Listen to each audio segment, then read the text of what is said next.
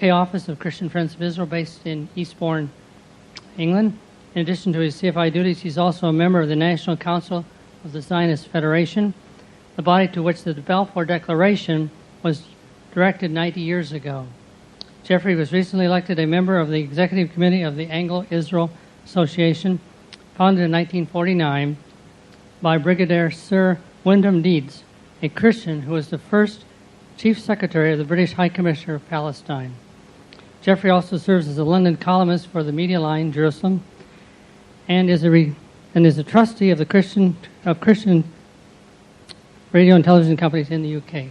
Let's give a warm welcome to our dear brother Geoffrey.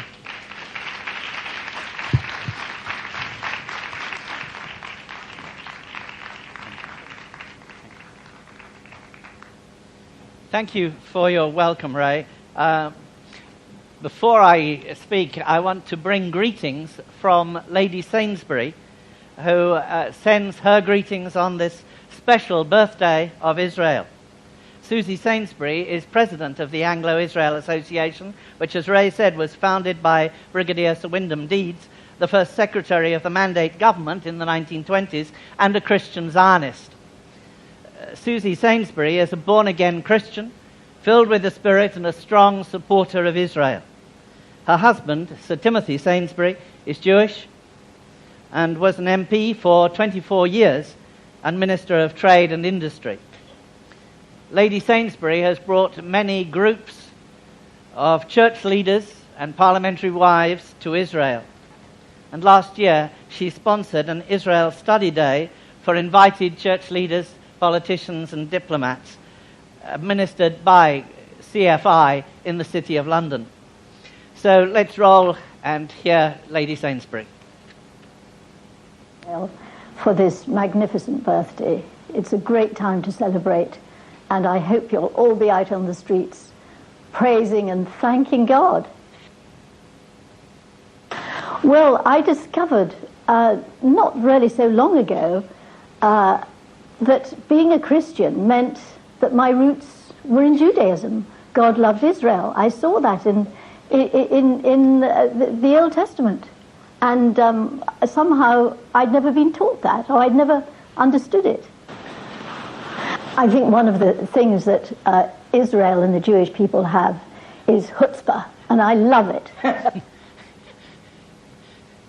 Well, the church leaders in particular, I want them to see what I discovered, to look at the Old Testament in a different light, to say, yes, God has not abandoned Israel. He has not abandoned the Jewish people. Thank you. Fellow ambassadors, good morning. I'm so grateful for the opportunity to speak to a gathering of ambassadors. You're ambassadors twice over. Paul calls you an ambassador in 2 Corinthians 5:20. And in your presentation packs as conference members, you receive this certificate which says you are a goodwill ambassador for Israel. So you're ambassadors twice over. Why don't you say after me, I am an ambassador for Christ and for Israel. Say it together. I am an ambassador for Christ and for Israel.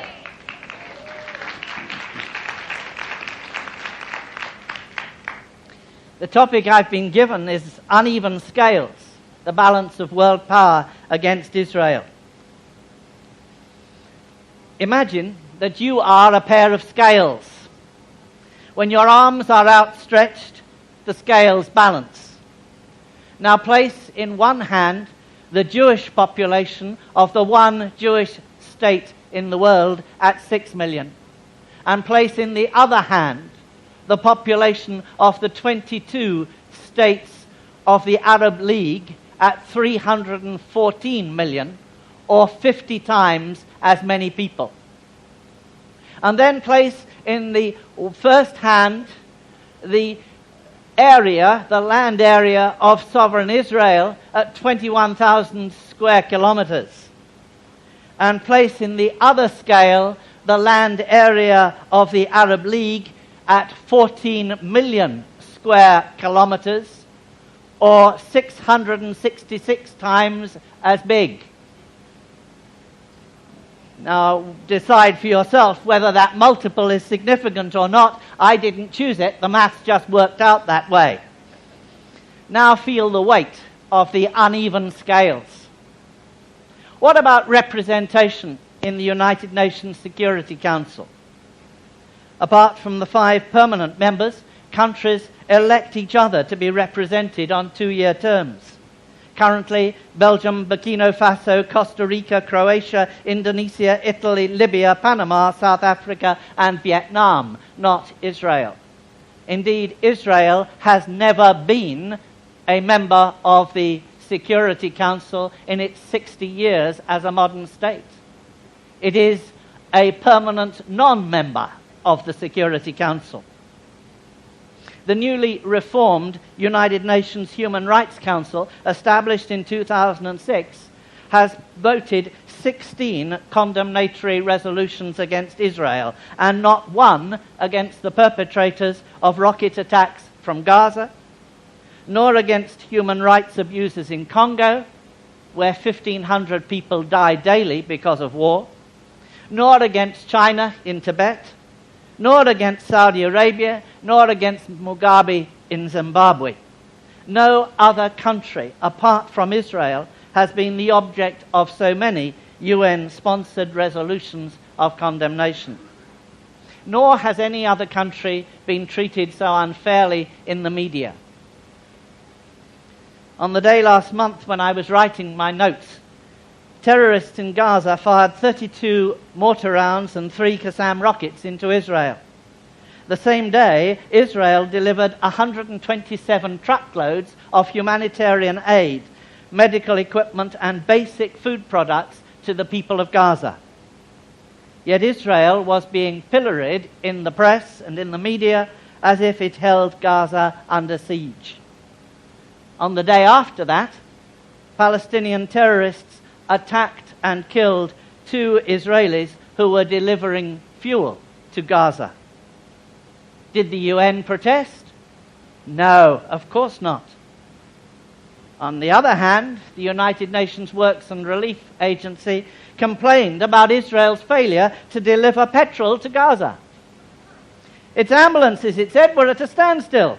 In fact, there were 1 million litres of fuel oil at Nahal Oz delivered by the Israelis for use in Gaza. But it was the Gaza petrol station owners who were on strike and prevented its distribution.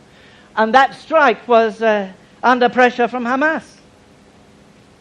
When Israel made special delivery arrangements with UNRWA, a Hamas demonstration was organized in Gaza to block the road intersection, so the tanker drivers couldn't reach the fuel depot. It was a heartless use of humanitarian suffering to mobilize world opinion against Israel. Under UN auspices in Geneva, preparations have now begun for a second Durban conference in 2009 on racism. The first in 2001 was a hate fest against Israel. The chair of the Durban II Preparatory Committee is Libya, which has already lashed out at Israel, comparing the situation in Gaza to the Nazi Holocaust. Where are the gas ovens? Where are the concentration camps? Where? What a travesty of a comparison. And believe it or not, Iran is the co-chair of the Preparatory Committee. With help from the Organization of the Islamic Conference, an organization of 56 Islamic states, the planners are preparing for a forum decrying Islamophobia and demonizing Israel.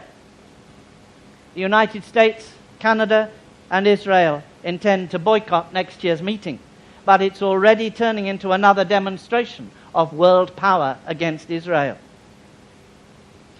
The United Nations is just 2 years older than Israel. So consider how the scales are weighted with the different blocs in the UN. The Arab bloc always vote against Israel, even though the Arabs are privately divided between the rejectionists and the more moderate powers. The non-aligned bloc of developing countries, whether or not they sympathize with Israel's struggle against terror, depend upon the Arab countries for oil and power. They can be expected to vote with the Arab bloc against Israel. Sometimes their ambassadors whisper support in the ear of the Israeli ambassador, but publicly they side against him. America and plucky little Micronesia have stood by Israel against its critics in each of the wars Israel has faced. So in terms of world power, 2 blocs are against Israel and 1 is for Israel. It is therefore crucial on which side of the scales Europe is found. Europe is a key battleground. And to tip the scales, lobbying in Brussels needs to be linked with pressure in each of the nation states of Europe. The newer accession states of the EU are sympathetic to Israel. They prize democracy. They've experienced the rule of dictators as domineering as any in the Arab states. But old Europe is haunted by the spiritual ghosts of anti-Semitism, now strengthened and reinvigorated by Arab immigration. Consider an Islamic immigration from further east. Consider so-called neutral Switzerland. In March, Switzerland's foreign minister visited Tehran to witness the signing of a major energy deal between Iran and a giant Swiss energy company. Switzerland insisted no laws were broken, but a deal was done guaranteeing billions of dollars to the enemy of Israel. And to cap that, Switzerland recently nominated Ziegler, a notorious anti-Semite, to the Human Rights Council in the UN. Britain was where the blood libel against the Jewish people began in the 12th century. Britain, as Shimon Aram has said, has much to be ashamed of. Today, in British universities and higher education, Jews are outnumbered 10 to 1 by Muslims. An all-party parliamentary inquiry concluded in 2007, and I quote, that Jewish students feel disproportionately threatened in British universities as a result of anti-Semitic activities which vary from campus to campus. It described attacks on Jewish students and their halls of residence, and university debates where Israel is attacked with visceral hatred. At the University of East Anglia, not so long ago, Jewish society asked if I would come and help, because they said in a debate which had been chaired by a member of the faculty, there were 100 against them and just 5 Jewish students, and they were shouted down and not given a chance to speak. They went and protested to the university authorities, who said, all right, you can have a teach-in, a public teach-in. And they asked if I would come to put Israel's side of the case on the Israel-Palestine conflict. As it was a public teach-in, we were able to let all our supporters in East Anglia know about it. And that hall was, this time, half the audience was praying, Christians, praying for Israel. The chairman of the Jewish Society, when I arrived, said to me, I've had so many phone calls, and they come from Christians. I don't know what is happening. But the spiritual atmosphere in that university hall was different. And that Jewish Society went on. They had felt they could do no more. They couldn't celebrate the Jewish feasts. But they have gone on to do that. But from the earliest age,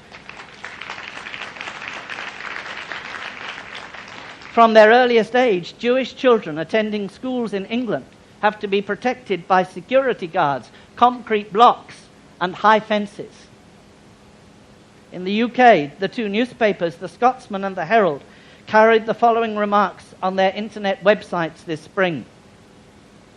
One day, people in the world will unite and admit that Hitler was right throughout. Again, call me an old-fashioned person, but what's wrong in being anti-Semitic? The Jews have disclosed their teeth, and nothing can stop them except the color of blood on their hands. Again, the Jews are planning to rule the world by murdering their opponents. And Israelis are the descendants of hogs and monkeys. The newspapers may not endorse these views, but the fact these comments appeared on their websites and were not blocked is appalling. On the football terraces in London, anti-Semitic chants have stepped up a gear since Chelsea gained an Israeli football manager, Avram Grant. According to a report sent to the police, a section of the Chelsea crowd was chanting in unison about Spurs, their London rivals who have strong support from the Jewish community. Spurs are on their way to Auschwitz. Hitler's going to gas them again. And in the crowd, near Avram Grant, whose father suffered unimaginable cruelty in the Holocaust, cries of, "Can you smell gas?" accompanied by a hissing sound, gas. Friends, around the world, the enemies of the Jews are the enemies of Israel, and their numbers are growing. At Westminster, I was asked by one parliamentary assistant, "Can't you do something for Israel?"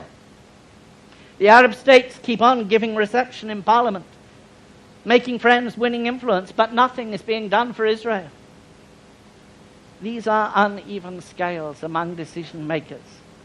So CFI UK, with our friends in Zaka and Hatikva, arranged 3 parliamentary receptions to put the case for Israel. And then came the general election.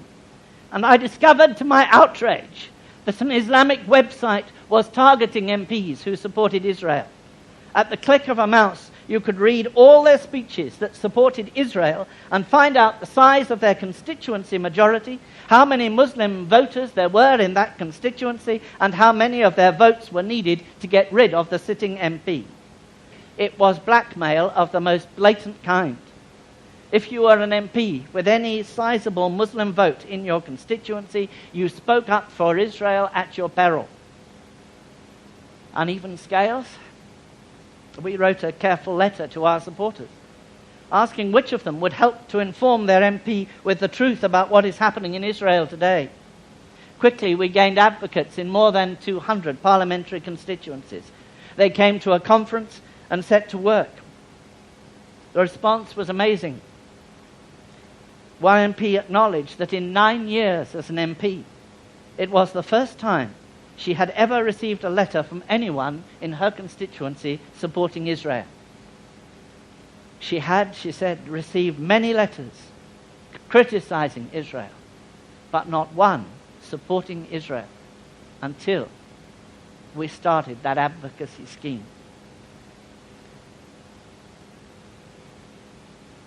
Then we made an interesting discovery. If I write to the Prime Minister or Foreign Secretary, my letter is probably discounted as coming from a lobbyist. But if I write to our advocates and ask them each in their own words to write to their MP and ask him or her to ask the Foreign Secretary a question based on reasoned, accurate information, all the MPs were right. And then the Foreign Office has to wake up and take notice. We have a system where whenever the word Israel is used in the House of Commons, I have an email the next day with an excerpt from Hansard, so that if it is somebody criticizing Israel from an uninformed point of view, we can write immediately, contact immediately the advocate in that constituency and get him or her to write to their MP. But if it is a word that is spoken in Israel's support, we can encourage our advocates in that constituency to say thank you. Even better, advocates can ask for an appointment to meet MPs in the House of Parliament or in their constituency. The MP depends on their vote at the next election to keep his job, so they'll get a time to speak with their MP and tell him about their last visit to Israel, or give him carefully researched and accurate news of which he or she was unaware. For the last 3 years, we've brought a whole group of advocates from the Christian and Jewish communities to Parliament. We hold a briefing meeting in a nearby church hall. We print badges to identify our delegates. Together with our Jewish friends in the Zionist Federation, we march on Parliament and get appointments to see 60 to 100 MPs in Parliament or in the constituency in one day. It makes a real impact. This year, David Horowitz, editor of the Jerusalem Post, flew in from Israel for the day to speak in the committee room booked in Parliament, where we met also the chairman of the Conservative Christian Fellowship, the chairman of the Commons Select Committee on Defence, and the former chairman of the Parliamentary Labour Party. Relationships are established. The president of the Zionist Federation, himself a former MP, commented publicly, "The relationship between us and CFI is open and honest." One leader of the Jewish community in Manchester said to me at the briefing, "We feel so isolated, but when we come here and see the support from outside the community, it makes all the difference." And another said, "I'm thanking you with tears in my eyes." And at Jewish community meetings, I hear over and over again, you Christians are the key. If we lobby for Israel, the MPs just think, well, you're Jews, so you would say that. But when you come as Christians, it makes a difference. My friends, befriending Holocaust survivors here in Jerusalem and supplying clothes for the distribution center are important tasks for CFI. The various outreaches from the Jerusalem office to victims of terror and to new immigrants are important. I'll not say more on them as people here are involved with them on a daily basis. This hands-on ministry makes an impact in the land. But remember, there is work to be done in our own nations too. Providing information and resources, teaching about Israel, mobilizing prayer, being advocates for Israel in your own country, wherever that may be, in churches and schools, trade unions and parliament. You're worth more than an extra division of tanks in defense of Israel, just where you live. And Israel needs your help. If you want Israel to remain as a witness to God's purposes, then we need to work together, because Israel has powerful enemies. On the day I sat preparing my notes for this talk, my computer inbox contained a threat from Hassan Nasrallah of Hezbollah of open warfare against Israel, a threat from President Ahmadinejad of Iran promising Israel's destruction, a warning that Hezbollah has rearmed with rockets that can reach any part of Israel. Their range increased from 45 miles in the 2006 war to 185 miles now. On the same day, an opinion survey reported that 84% of Palestinians questioned supported the killing of the 8 young students in an Israeli yeshiva in March. What uneven scales are weighed against Israel. World power is mobilized against Israel through the media. The BBC is a major culprit for its consistent anti-Israel bias. Back in 2003, the Board of Deputies of British Jews made a formal complaint to the BBC regarding the profile of Israel, which appears on the BBC website. Whilst profiles of other countries provided factual, informative information, Israel's profile was partial, inaccurate, and entirely misleading. In November 2003, the BBC appointed Michael Palin as their senior editorial advisor to report on balance in their Middle East coverage, specifically in relation to the Israel-Palestine conflict. 5 years later, and his report has still not been made public. The BBC has resisted all attempts under the Freedom for Information Act to secure disclosure, even though the BBC is happy to use the same act against others in the cause of investigative journalism.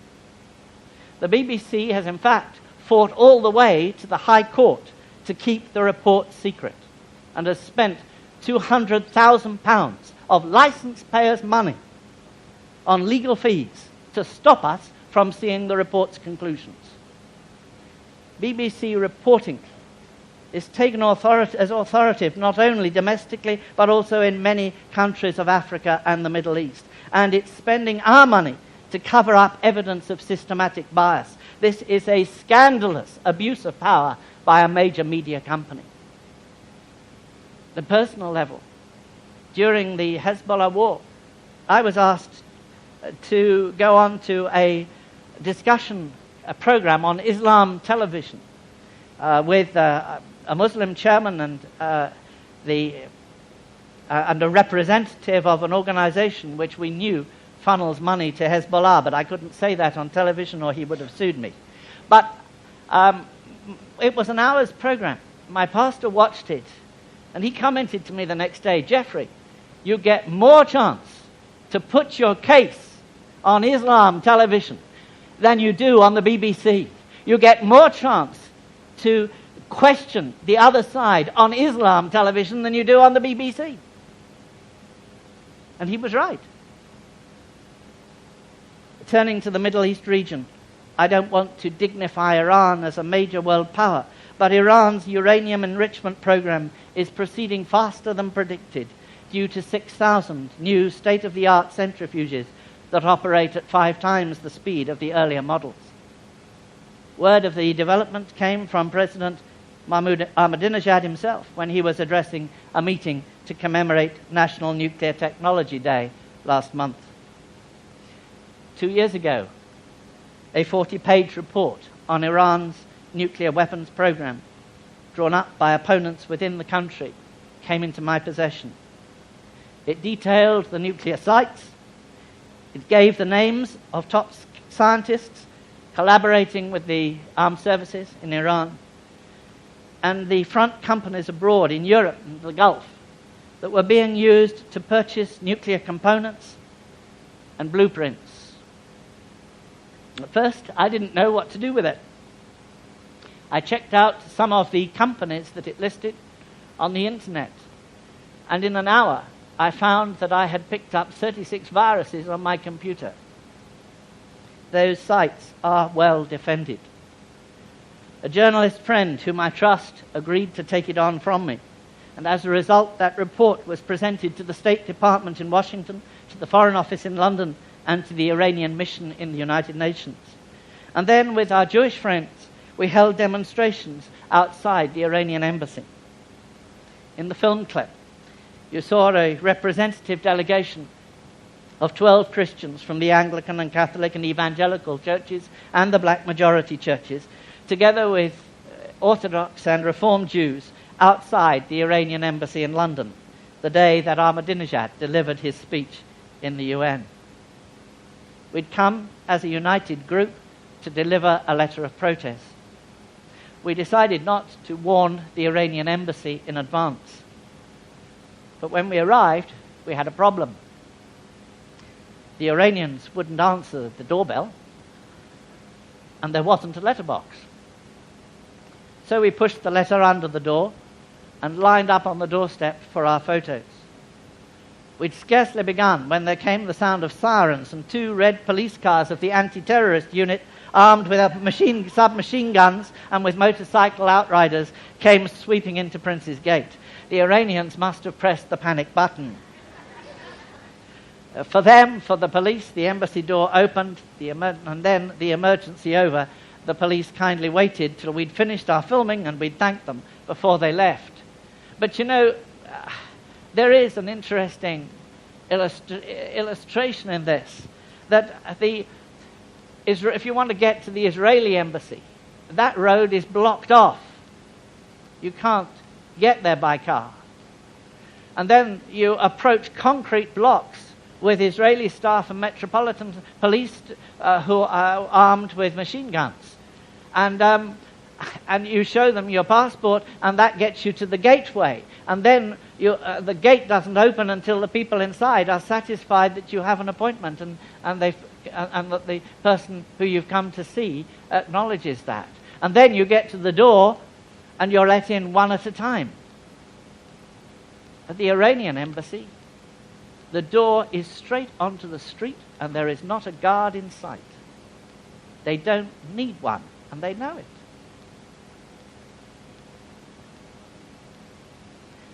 Iran must hear it's not only the Jewish people who oppose their development of nuclear weapons. They must hear it from Christians and from our national parliaments. According to a report by the Media Line, French Foreign Minister Bernard Kouchner responded to the latest news of the speeding up of nuclear enrichment with a call for new sanctions on Iran. His Russian colleague, Foreign Minister Sergei Lavrov, disagreed, saying the answer is to increase the economic security and energy benefits package that's being offered as an incentive for Iran to curtail its nuclear program. There was a meeting in London a fortnight ago and another last week in Vienna about this issue. But each of us needs to lobby our political leaders to increase the pressure. Iranian nuclear development threatens nuclear proliferation across the Middle East. One nuclear weapon dropped on Israel would wipe out the Jewish state, but cause only minor damage to the Arab world, declared an Iranian leader. Uneven scales. So what does the Lord's word say on this subject? Come back with me to Jeremiah's time. Egypt, Persia, and the Babylonians, what are now Iran and Iraq, were the three regional superpowers.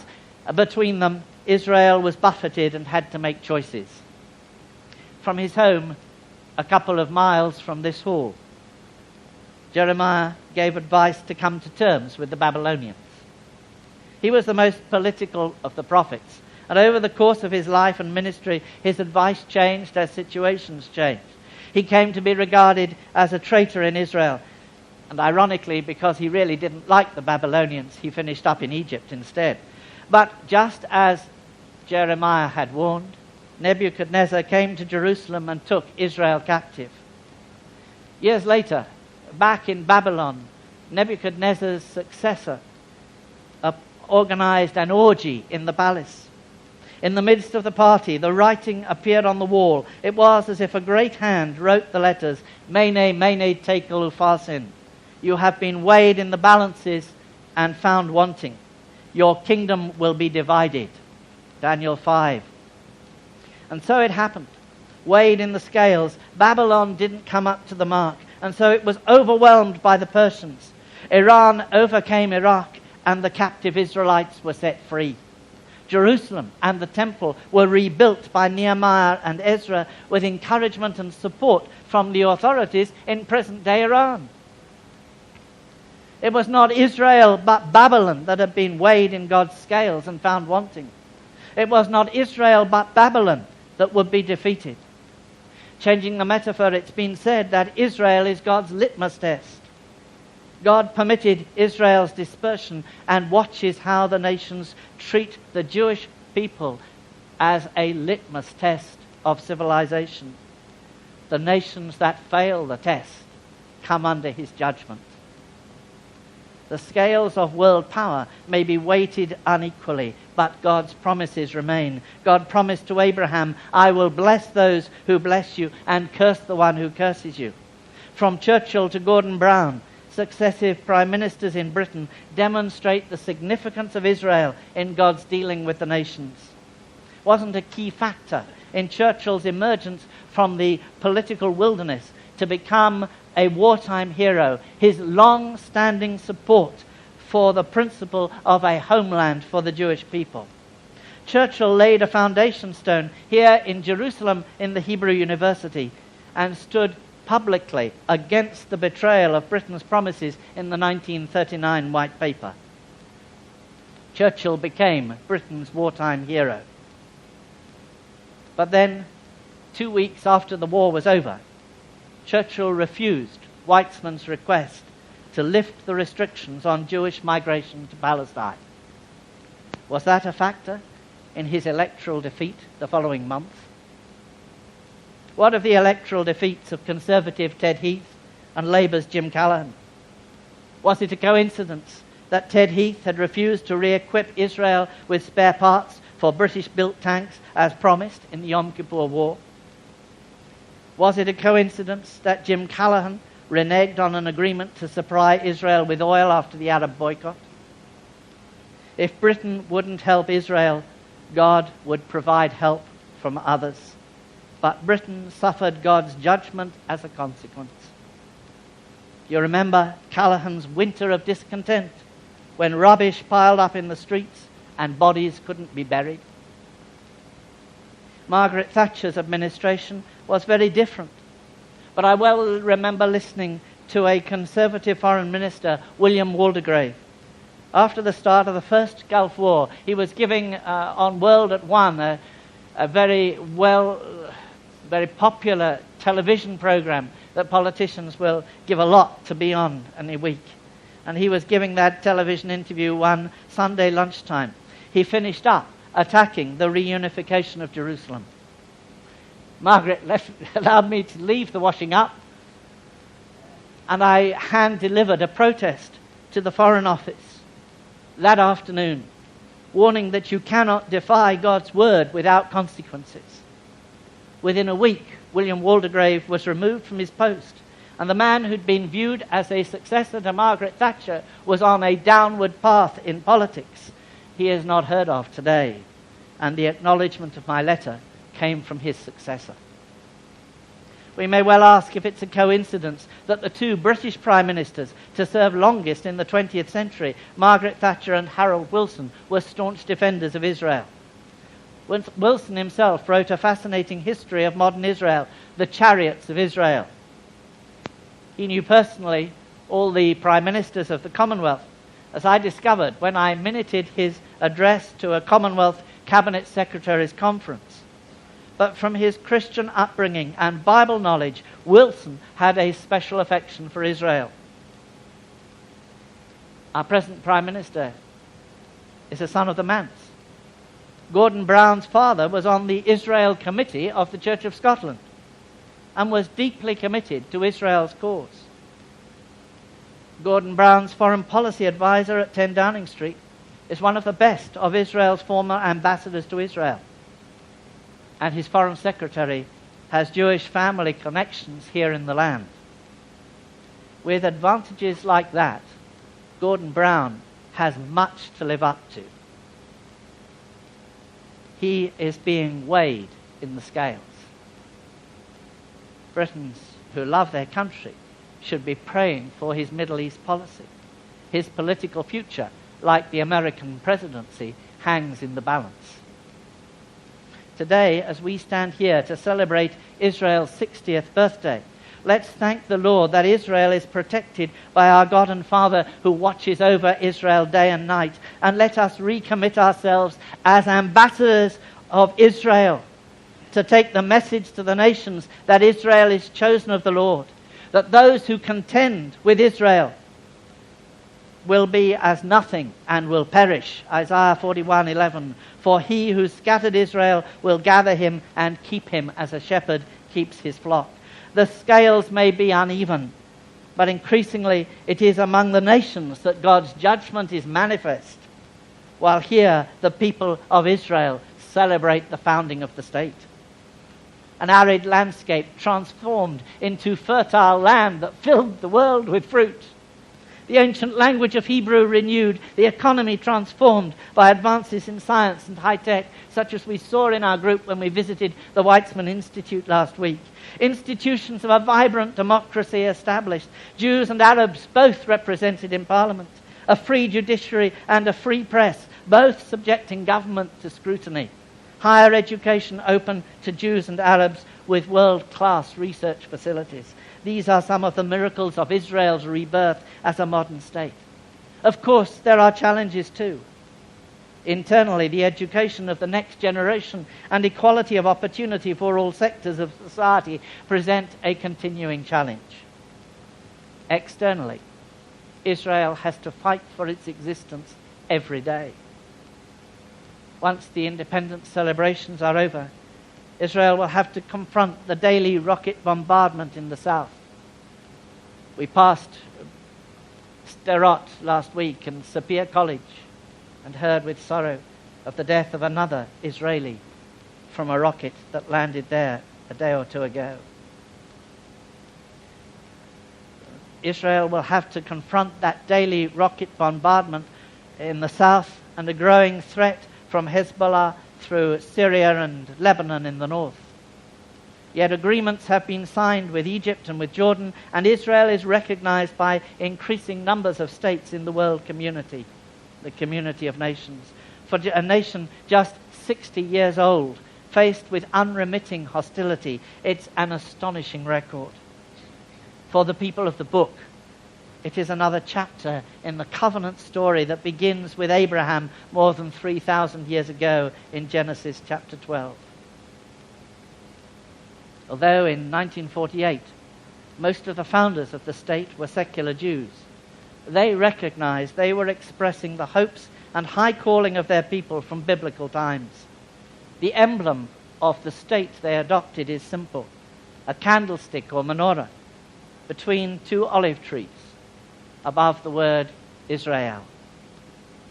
It evokes the prophet's words in Zechariah 4. The candlestick reminds us of the temple as a sign of God's presence among his people. Theirs is the calling to be a light to the nations, to shed the light of his knowledge on the world. The olive trees with golden pipes running from each to each lamp remind us that the power for the light is a heavenly source of oil with inexhaustible supplies. On this special birthday, Jews and Christians, heads of state and pilgrims from the nation, join with our brothers in Israel. We thank the God of Abraham, Isaac, and Jacob for the restoration of the Jewish people to their land and government. World power may be arrayed against them. Enemies may send their rockets, but the God of Israel is the Lord of hosts, and his word will stand, not by might, nor by power, but by my Spirit, says the Lord of hosts.